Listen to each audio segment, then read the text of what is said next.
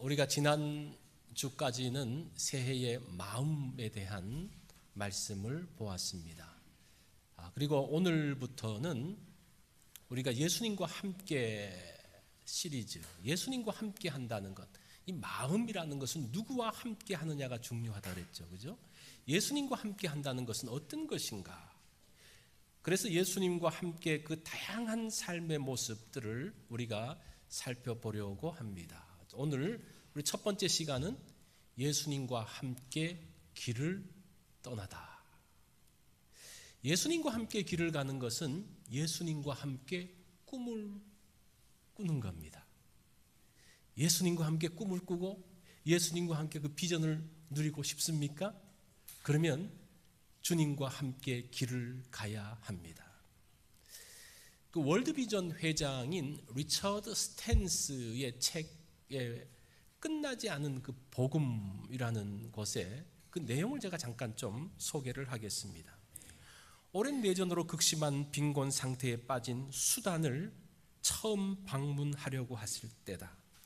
당시 약 3,000달러 정도의 여행 경비가 필요했다. 게다가 아직 전쟁이 끝나지 않아 내륙을 자유롭게 여행하기가 무척 어려운 형편이었다.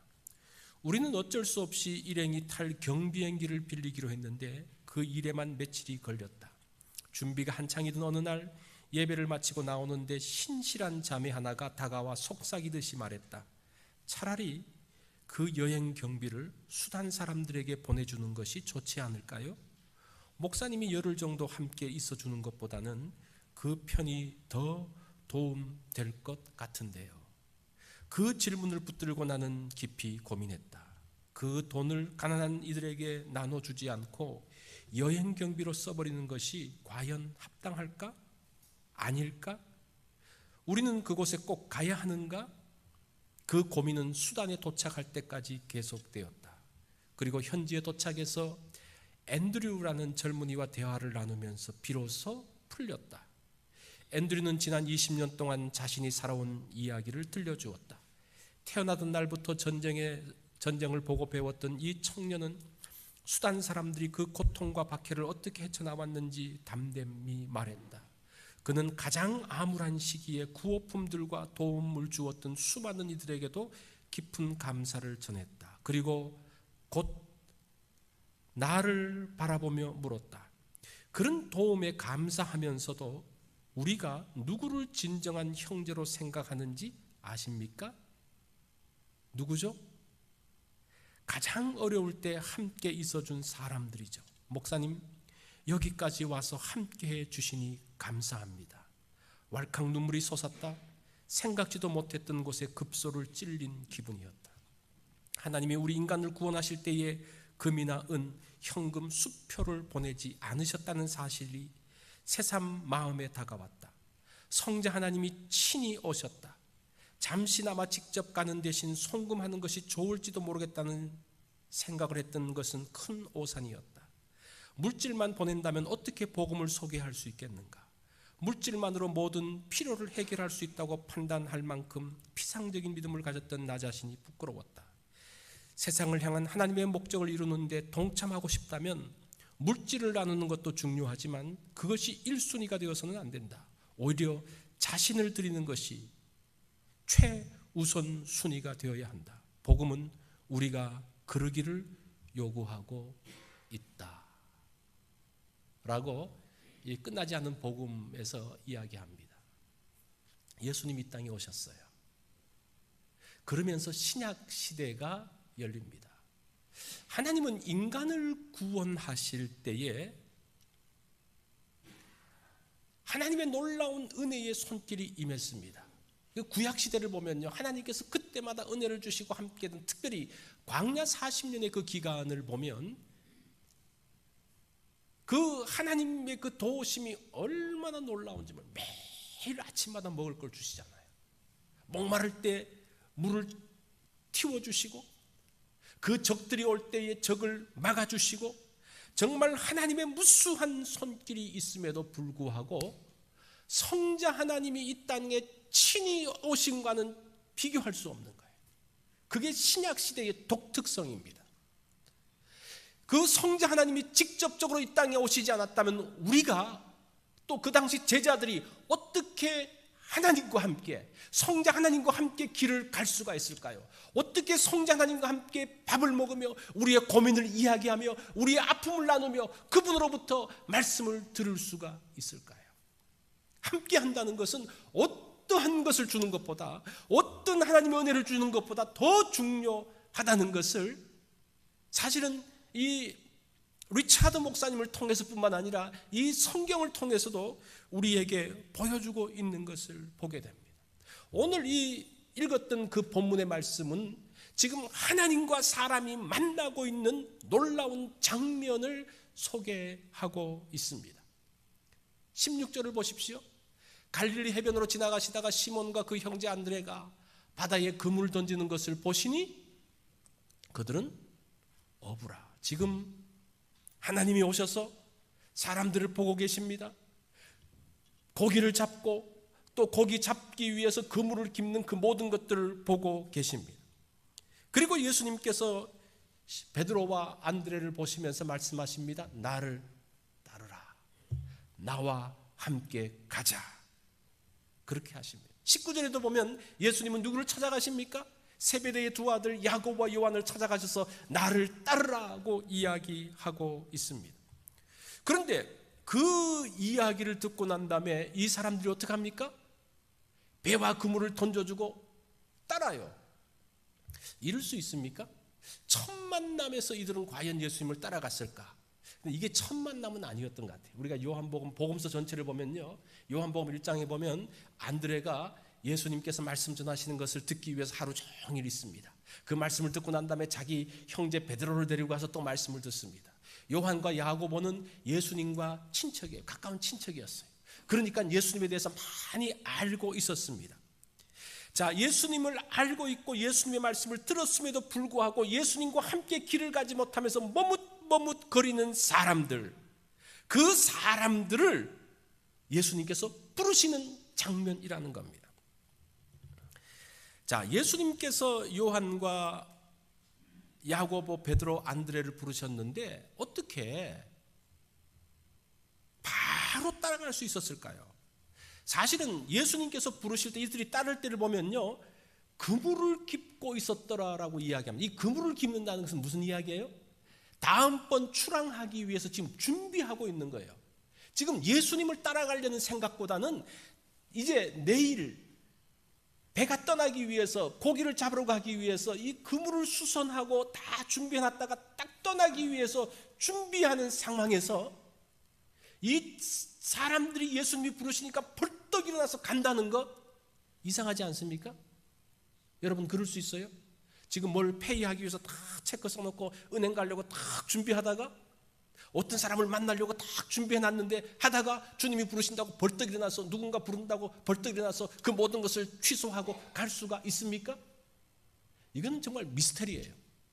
제가 오늘 이 말씀의 초점이 무엇인가 하니 도대체 이 제자들이 왜 예수님의 말씀을 듣고 벌떡 일어나서 갔을까라는 것에 궁금증이 있었어요. 자, 그 베드로와 야고보를 보면요, 이 성경을 가만 보면 베드로는 자기 배를 가지고 배를 잡는 그런 사람이었어요. 자영업하는 사람이었고, 이 야고보와 요한은 보니까 아버지도 있고 품꾼들도 있고 하는 보니까 배에 선단이 있었던 것 같아요. 그러니까 그 품꾼들이, 선원들이 많이 있었던 것, 그런 차이가 있어요. 그런데 그 모든 것들을 다 내려놓고 예수님을 따르고 있습니다. 도대체 무슨 말이, 예수님의 무슨 말씀이 제자들의 마음을 그렇게 움직였을까요? 그 본문에서는 딱 하나 나옵니다. 그 말씀이 17절에 나와요. 나를 따라오너라, 내가 너희로 사람을 낚는 어부가 되게 하리라.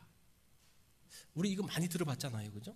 너무나 평범한 말인데 도대체 이 말을 듣고 난 다음에 이 사람들이 내일 출항 준비하던 것을 멈추고 예수님을 따라갔을까? 도대체 이 말은 무슨 말일까?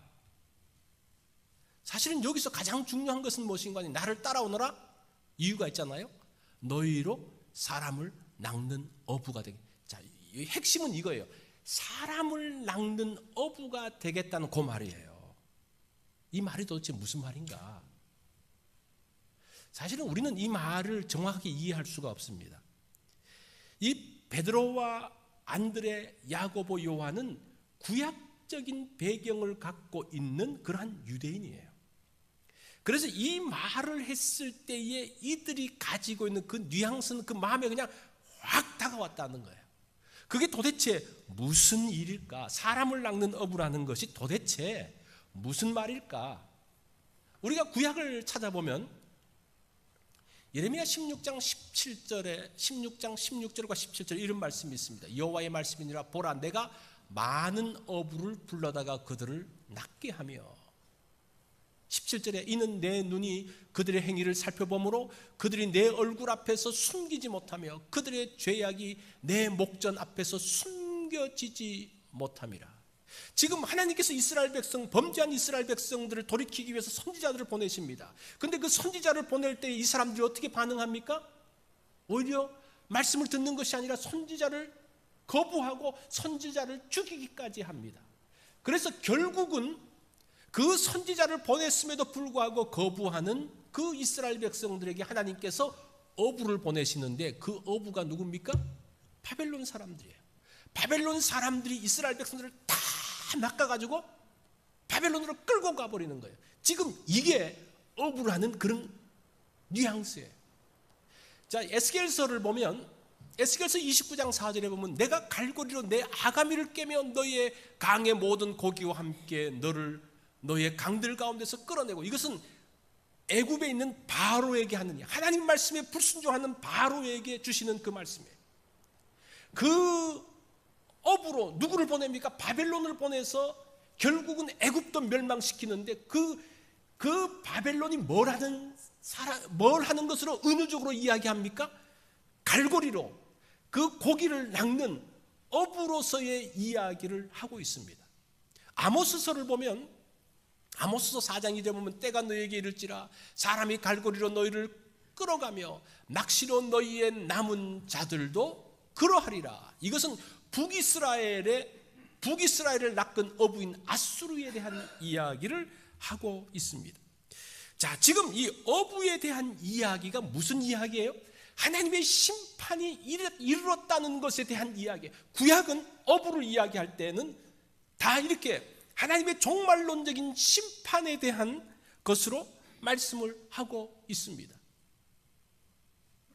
지금 우리는 그러한 것들을 느끼지 못하지만 이 구약적인 배경을 가지고 있는 이 유대인들은 사람을 낚는 어부라는 것이 결코 좋은 뉘앙스가 아니, 굉장히 두렵게 다가오는 종말론적인 심판에 대한 메시지로 그들이 다가왔다는 겁니다. 그래서 만약에 예수 그리스도의 오심이 초림인데 예수 그리스도의 오심으로 인해서 이 종말이 시작되어지는데, 예수님의 오심이 종말의 시작이에요. 시작되어지는데 예수님이 이제 어떻게 보면 예수님의 말씀 자체는 하나님의 심판의 메시지라고 이야기할 수가 있어요. 왜냐하면 예수님의 말씀을 들으면 구원이고 그 말씀을 거부하면 어떻습니까? 사망이에요. 굉장히 심각한 상황이에요. 그 가운데서 지금 예수님은 누구를 부르십니까? 심판을 대행할 어부들을 부르고 있어요. 근데 어부들을 부르는데 누구를 지금은 어부로 부릅니까? 베드로와 안드레, 야고보, 요한을 부르는 거예요. 만약에 베드로와 안드레 이 사람들이 사람을 낚는 어부로서 거부한다면 예수님은 누구를 어부로 부를 수도 있습니까? 그 당시 로마 사람들을 어부로 부를 수도 있는 거예요. 굉장히 심각한 이야기예요.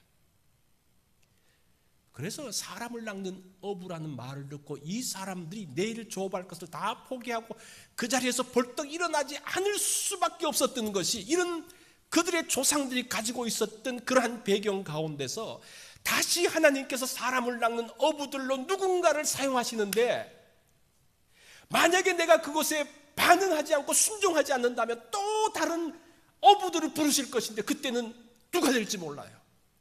그 민족들이 어떻게 되어질지 모른다는 겁니다. 그 가운데서 그들이 일어설 수밖에 없었던 그 상황들을 오늘 이 말씀을 통해서 우리가 알 수 있다는 거예요. 그것이 사람을 낚는 어부에 대한 긴박성, 급박성이 이 가운데 있었습니다. 그리스도인을 부르신다는 것은 이런 급박성이 있는 거예요. 사도 바울은 이런 사명을 고린도 후서 2장 15절에서 이야기합니다. 거기서 뭐라고 말하는 거 아니? 너희는 그리스도의 향기다라는 것을 통해서 우리를 부르심을 이야기해요. 자, 보면 우리는 구원 얻는 자들에게나 망하는 자들에게나 하나님 앞에서는 그리스도의 향기니.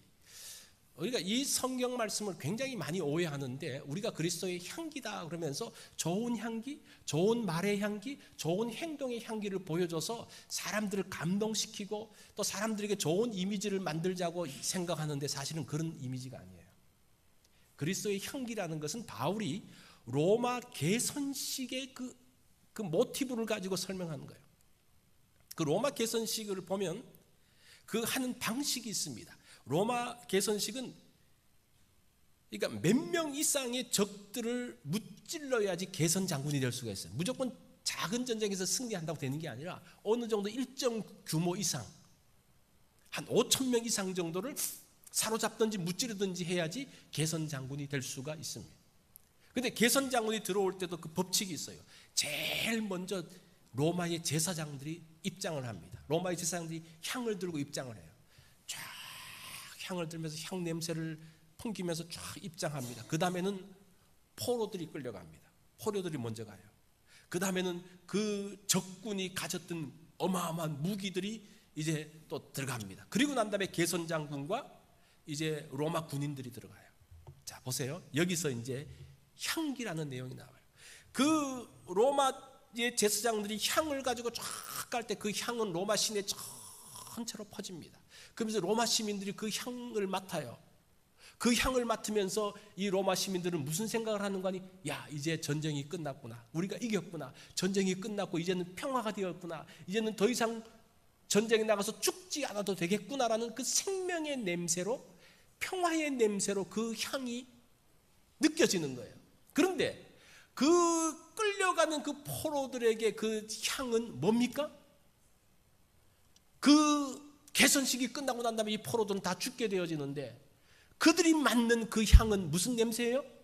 사망의 냄새라는 겁니다. 그래서 이 말씀을 보면요, 16절을 보면요, 사람에게는 그리스도의 향기니 그러면서 사람에게는 사망으로부터 사망에 이르는 냄새요, 저 사람에게는 생명으로부터 생명에 이르는 냄새니라고 이야기합니다. 자, 그리스도의 복음, 우리 그리스도인들이 가서 이야기하고 그들에게 복음을 전하는 것이 뭐라는 겁니까? 어떤 사람에게는 생명의 냄새가 되어지고 어떤 사람은 사망의 냄새가 되어진다는 겁니다. 어떤 사람은 그것을 통해서 생명의 자리에 들어가고 어떤 사람은 그것을 통해서 사망의 자리에 들어간다라는 것을 말하고 있는 거예요. 보세요. 그리스도인의 행동이, 그리스도인들이 전하는 말이 사망과 생명을 갈라놓고 있다는 거예요. 그런 맥락과 동일하게 사람을 낚는 어부라는 것이 그런 의미라는 거예요. 제자들이 사람을 낚는 어부가 되어서 나아갈 때에 거기에 제자들에게 잡혀서 오는 사람들은 생명의 자리에 들어가게 됩니다. 그런데 그들을 거부하는 사람은 어느 자리에 들어가는 겁니까? 사망의 자리에 들어가는 것을 볼 수가 있습니다. 사람을 낚는 어부라는 것은 사람들을 많이 끌어와가지고 자리를 넓히고 사람들을 많게 해가지고 내가 인기가 올라가고 굉장히 무엇인가 커지는 것을 이야기하는 것이 아니라 1차적인 의미가 심판의 메시지를 전하는 사람으로서 심각한 자리 가운데 들어가는 것을 이야기하고 있습니다.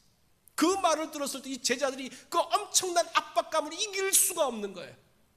사람을 낚는 어부라고 부르겠다는 그 말 자체가 그들에게 엄청난 압박감이 되어져서 지금 생업이고 뭐고 지금 일어나지 않으면 우리 민족이 어떻게 될지 모르는 그 심각한 상황, 그러한 것들이 지금 이 본문 가운데 흘러가고 있는 것을 보게 됩니다. 그래서 이 장면은 낭만적인 장면이 아닙니다. 굉장히 시리어스한, 심각한 장면들입니다. 자, 그렇다면 우리는 어떤 소명으로 부르심을 받았습니까? 제자들은 그런 사람을 낚는 어부라고 했을 때에 그 뉘앙스를 알고 반응하지 않을 수 없는 그런 가운데 있었는데, 주님께서 오늘 우리들에게 부르실 때에 우리는 어떤 반응, 어떤 느낌을 갖게 됩니까? 우리는 그리스도의 향기이기 때문에, 그 향기는 죽음과 사망이 동시에, 생명과 사망이 동시에 일어나는 그러한 모습이기 때문에 심각하다는 겁니다.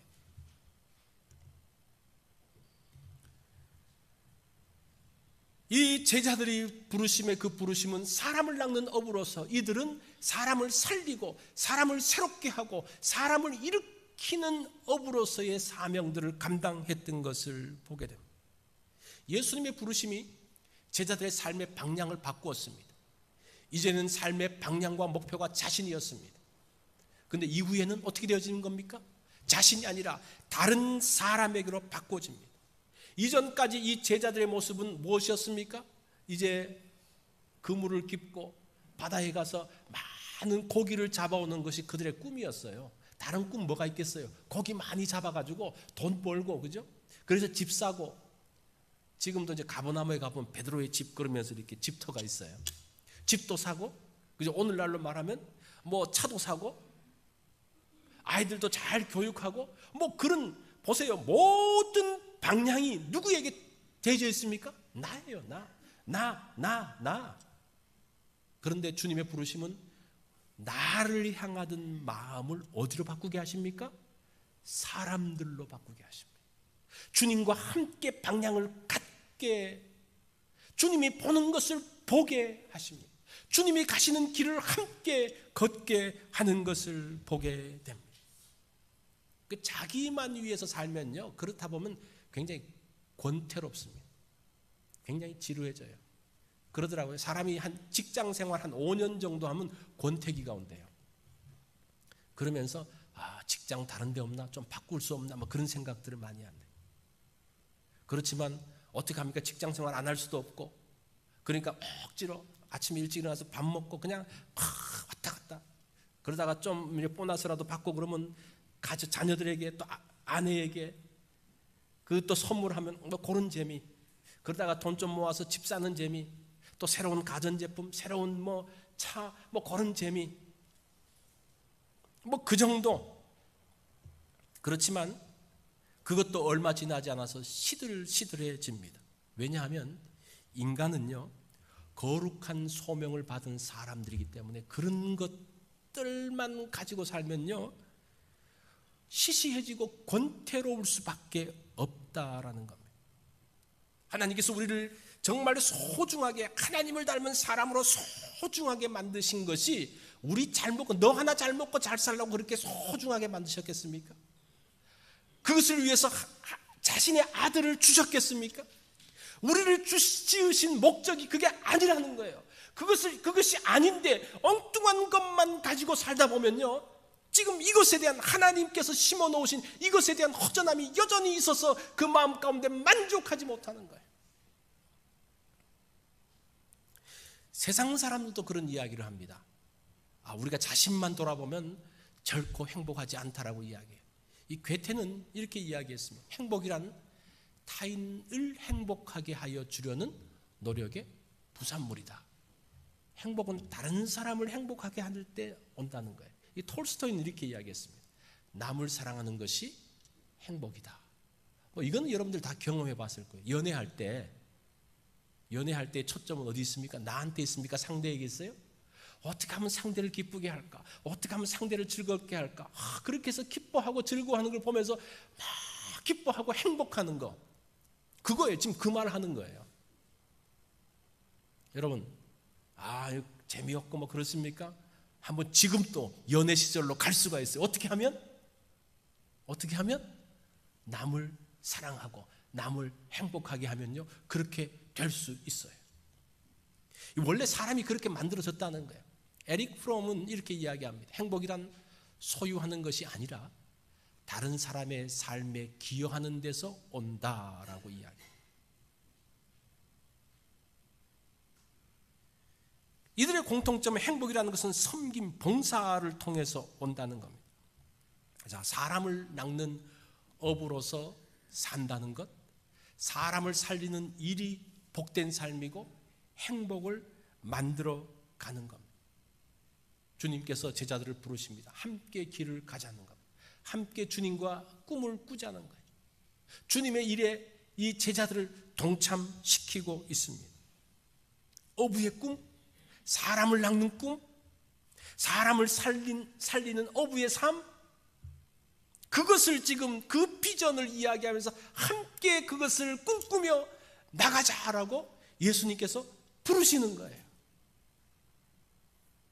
이것이 주님께서 이 땅에 오신 목적입니다. 그 지금 첫 서두를 말씀하고 있는 거예요. 이 상도라는 소설이 있습니다. 이것은 이제 거상 임상옥의 일대기를 그린 내용이 유명한 대사가 나오는데, 장사는 이문을 남기는 것이 아니라 사람을 남기는 것이다, 이렇게 이야기해요. 대단하죠? 이 장사꾼들은 이문을 남기는 것 같은데 이 사람은 다른 이야기를 해요. 결국은 사람이 기업을 살리고 한 사람이 수백 배의 이익을 남기고 한 사람 때문에 망하고, 그죠? 그러니까 이런 사람들을 보면요, 뛰어난 장사꾼은 하늘의 원리를 아는 사람입니다. 하나님은 사람의 소중함을 아셨습니다. 그래서 최고의 창조물을 만드셨고 그 인간을 구원하기 위해서 성자 하나님이 이 땅에 오신 것을 보게 됩니다. 그게 인간이에요. 그게 우리예요. 지금 그 일을 하라는 겁니다. 그 일을 위해서 사람을 부르시고 함께 가자고 말씀하십니다. 여러분, 주님과 함께 가자는 그 꿈에 여러분 어떻게 반응하시겠어요? 함께 그 꿈을 꾸시지 않겠습니까? 함께 일어나서 가지 않겠습니까? 우리 한번 찬양하면서 한번 주님 앞에 반응을 하면 좋겠습니다. 주님, 내가 여기 있사오니 나를